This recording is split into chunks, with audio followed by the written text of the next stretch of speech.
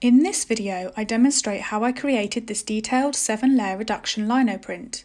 I started with a photo I took in my local allotments and carved out the white sections for the sky and highlights first, using a 12x1 Pfeil carving tool so I could capture intricate details.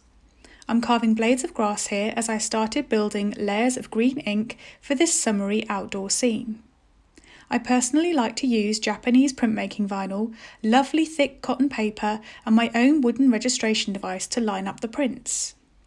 Here I'm using Schmincke water-based printmaking ink with a soft Japanese rubber roller to transfer a second layer of ink to the lino.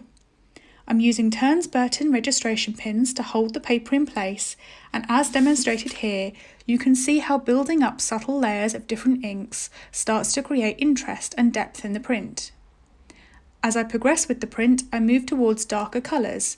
Personally, I prefer to work light to dark with water-based ink so I can see how the colours interact. As each layer is created, I carve more details away from this one block of lino. This is the reduction print method. It takes careful planning, as once you've removed a layer from the block, you can't retrieve it.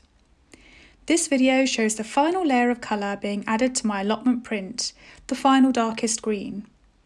Once I've rolled on the ink and placed the paper face down, I place a blanket on top to protect it before rolling it manually through my printing press.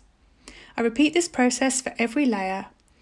I hope this has been helpful. Please do like and subscribe to my channel and comment with any questions. Thanks for watching.